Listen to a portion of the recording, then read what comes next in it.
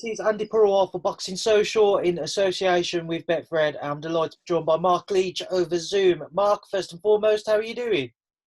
Yeah, good, thanks. Doing all the hard training now. Now it's fight week, so it's the enjoyable week. Yeah, can't wait for it now. Talk to me about kind of your return to the gym and the past 6 or 7 months. How have you found kind of training around COVID, the pandemic, and when the gym was closed to being reopened? How has it affected you? Not as much, like I say. I've been ticking over and doing my odd runs and stuff like that. And when it did open, it was only certain times because there was so many. But yeah, I've been ticking over. I've been in the gym, keeping myself at a level ready for a fight date. Mark, as you mentioned, this is fight week for yourself now, getting ready for Saturday night. Before we come on to that, this happens to be the first time we've done an interview. I know I've been up to the gym a few times, but I've just happened to miss you, whether that be you having to shoot home or you Yeah. just haven't been in when I've been in. But going into this fight, just talk to me about kind of your relationship with Jamie Moore. We've seen him take on some brilliant fighters over his past few years. What's Jamie been like to work with yourself? Because he's always been very complimentary of yourself when he's talked to me about you. Yeah, I mean, it's so good. I've knew Jamie for years. Before I even turned pro, I used to train with him at Oliver's gym, and I knew Nigel from the amateurs. So that's been like a little click. And then the move from Oliver's to Jamie's, like home from home. So yeah, we both bounce off each other. All three of us, all everyone in the gym, we all just bounce off each other and overlap, get knuckling down and get the job done. Yeah. We've seen kind of Jamie Stable grow over these past few years, as I say. What do you think it is that kind of so many fighters are taking such a shine to him? It takes a lot of time out of himself for the fighters.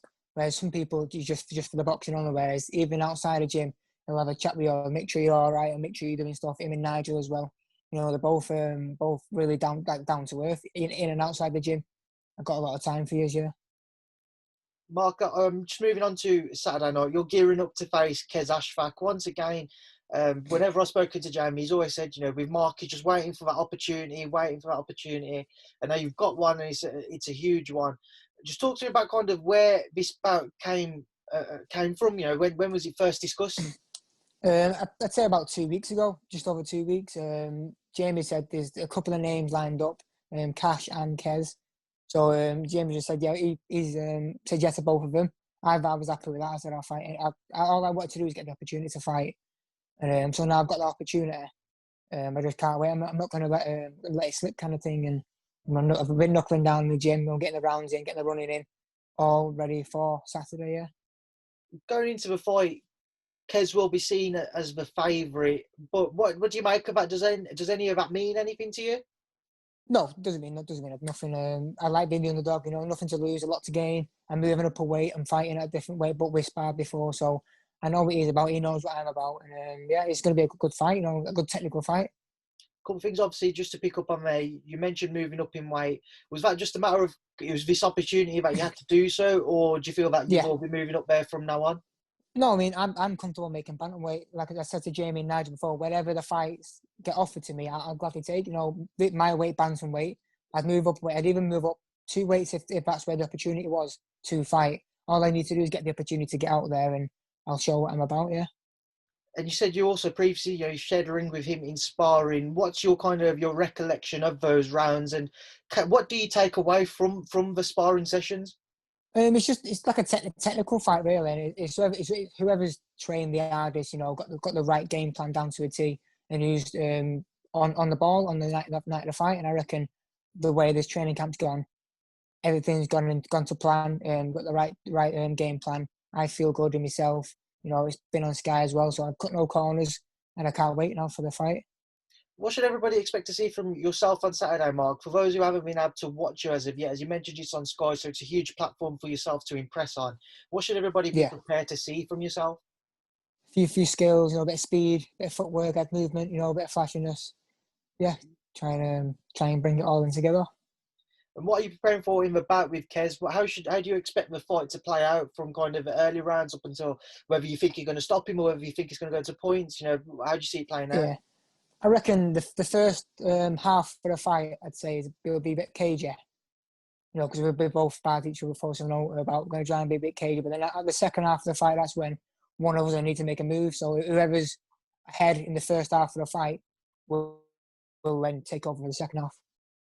Have you been following Qais' career since he's turned over into the pro ranks? And if so, what have you kind of made of the start that he's made?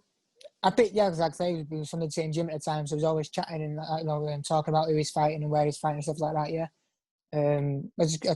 I can't wait for this fight now. Yeah. You mentioned obviously you can't wait. I can see the excitement in you from the way that you're talking now. Going into the ring on Saturday, it's going to be obviously behind closed doors. Do you feel that will impact your performance at all? How do you feel about that? No, it won't mean anything to me. It'll be like another day in the office.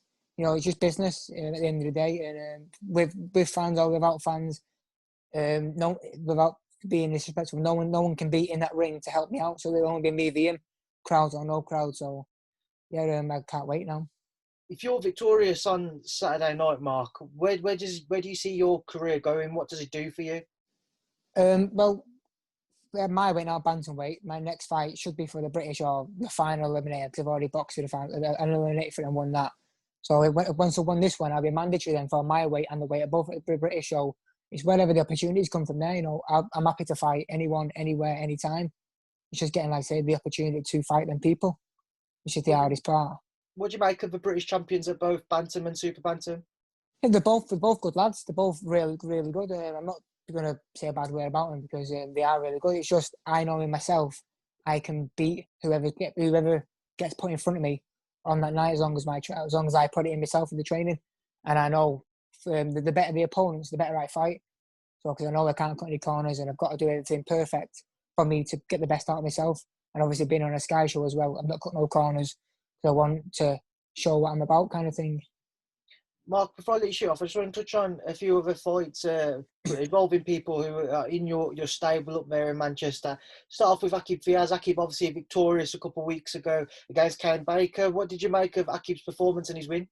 Yeah, so good. I know the game plan was on point. He was so sharp. He's so slick. We knew when to get in there. The shoulder rolls as well. Everything he did was to a T of what Jamie and Nigel asked of him. And I don't think they could have asked any more because he boxed really good, yeah. You've also got another new world champion in your stable as well now in Chantelle Cameron. What did you make of her victory over Adriana Araujo? It was a joke that the amount of punches she landed at the whole fight. I was surprised she didn't stop him at the end, but yeah, it was the weight as well. And she's all round technically good. She can have a brawl as well. I think she was better on the back of like boxing kind of thing in that fight. Then she was so good, yeah. We obviously saw in that fight. Adriana suffered a bit of a wardrobe malfunction as the rounds were progressing. What did you make of it, Mark?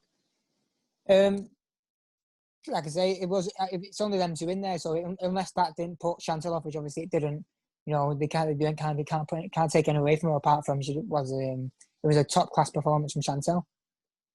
Obviously, just moving on to Jack Catterall as well. Jack's come out recently saying he's going to step aside to allow the Josh Taylor, Jose Ramirez undisputed fight. What do you make of that and Jack's decision to do so? He's been waiting so long now for this opportunity. Every day in the gym for like I say, a year or so, whatever it was. He's been waiting for this opportunity, and now it's come. They've asked him to step aside, kind of thing, which he's agreed to. I don't know the behind the terms, but if I was him, I'd fight one like individually kind of thing. So it's two fights, and then you're getting two good top fights instead of fighting for all the belts. But yeah, because I don't know what was agreed and what was disagreed in that camp. So all I can do is wish Jack the best of luck. He's good enough to beat both of them. So yeah, can't wait for that fight to happen now. Final thing, Mark, Dave Allen, who's not really been in and around the gym too much since he's announced his link up with Jamie. I know he's been up there a little bit, but he's been away sparring and he's just been waiting for a kind of a fight date. He has one now when he faces Christian Hammer. What do you make of that? Are you excited to see Dave back in the ring and amongst the gym a bit more? Yeah, I was in the gym before this morning. He was in there. He's looking in good shape. He's ticking over. He's doing the rounds, doing what Jamie says. Yeah, I can't wait for that fight. I reckon he'll do him. Mark, we'll leave that there now, and we'll leave you to enjoy the rest of your day. I was going to say evening, rest of your day. But for everyone who tunes in to watch this interview, what would you like to say to them? Just get behind me. I'd like as much support as I can get. Getting all these belts, bringing them back to Salford where they belong, and hopefully you can help me along my journey to become world champion one day and bring them belts back to Salford. So just get behind me. I love and thank for all the support and help I've got. Yeah, with the sponsors as well. You know, Dean Forrester Racing, he's been there through this whole pandemic. Is the only one that's kept with me. So yeah, I'd like to thank him as well. Mark, it's been a pleasure to catch up with you. Stay safe and obviously best of luck with the rest of this week and of course on fight night. Thank you for your time and thank you for speaking to Boxing Social. Cheers, mate. You too.